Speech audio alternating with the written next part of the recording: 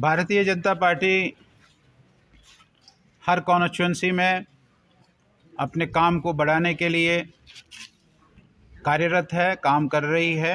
उसी सिलसिले में आज मैं इस मेंढर कॉन्स्टिट्यूंसी में आया था। यहाँ हमने कॉन्स्टिट्यूंसी के चार मंडल हैं हमारे, चारों मंडलों के मंडल अध्यक्षों से, मंडल प्रेसिडेंट से हमने मीटिंग की है।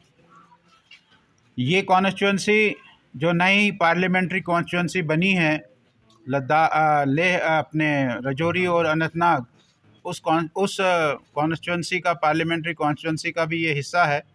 उस दृष्टि से भी हमने यहाँ बात की है कि ये पार्लियामेंट्री कॉन्स्टिट्यूंसी जो नई बनी है उसमें से इस असेंबली सेगमेंट का भी कंट्रीब्यूशन होना चाहिए। उसके लिए भी हमने बातचीत की है। अपने ऑर्गेनाइजेशन को, अपने संगठन को यहाँ खड़ा करना, अच्छी तरीके से खड़ा करना, बहुत हमको ये मिला कि यहाँ बहुत बड़ा बदलाव है। आज भारतीय जनता पार्टी के साथ लोग जुड़ना चाहते हैं और भारतीय जनता पार्टी के साथ बड़े लोग जुड़े भी हैं और भारतीय जनता पार्टी के कार्यकर्ता प्रयासरत है, वो तैयार है कि हम और लोगों को भारतीय जनता पार्टी में जोड़ें।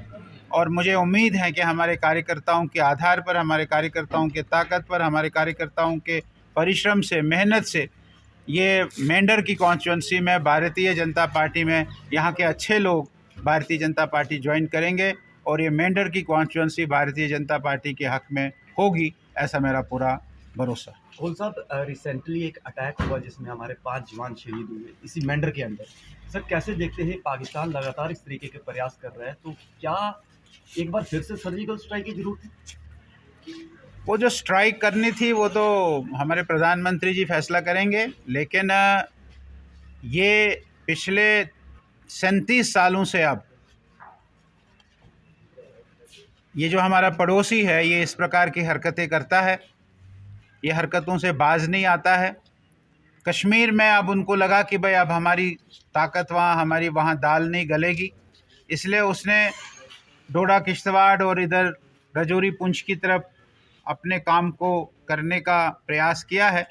लेकिन मैं पूरा मुतमईन हूँ, मुझे पूरा विश्वास है कि हमारी सिक्योरिटी फोर्सेस, हमारी सेना, हमारे अर्धसैनिक बल, हमारे यहाँ के पुलिस के जाबाज सिपाही इनकी इस हरकत को कभी भी सफल होने में नहीं होने देगी।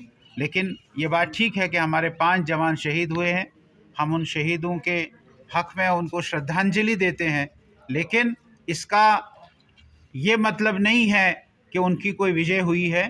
भारतीय जनता पार्टी और भारतीय जनता पार्टी की सरकार ये कहती हैं कि वो गोली मारेंगे, कि यहाँ से हम गोला मारेंगे, और आपने देखा कि पिछली 2 स्ट्राइक्स हमने की है, भारतीय जनता पार्टी के नेतृत्व में हुई है और आगे भी इस प्रकार की कार्रवाइयाँ होती रहेगी अगर वो बाज नहीं आए। खोल साहब, एक आखिरी सवाल है जो पहाड़ियों को लेकर काफ़ी लोगों की डिमांड थी कि आप आए हुए हैं, उनसे पूछा जाए। सर, वो कहाँ तक अभी प्रोसेस पहुँचा है? नहीं, वो जो कमीशन बना है उस कमीशन की रिकमेंडेशन आ गई है कि भाई पहाड़ियों को एसटी स्टेटस दिया जाएगा। अब वो पार्लियामेंट में उसको करना था, लेकिन पिछले दिनों आपने देखा कि पार्लियामेंट को चलने नहीं दिया गया है। और मुझे लगता है जल्द भारतीय जनता पार्टी के हमारे होम मिनिस्टर, यशस्वी होम मिनिस्टर अमित शाह जी का वो फैसला है और कमीशन जो JD शर्मा जी का कमीशन बना था उस कमीशन की भी रिकमेंडेशन है और उस रिकमेंडेशन के आधार पर ज़रूर हम इसके हक में हैं और ज़रूर ये दिन आ जाएगा जिस दिन भारतीय जनता पार्टी की ओर से पहाड़ियों को ST स्टेटस का दर्जा दिया जाए। Thank you sir.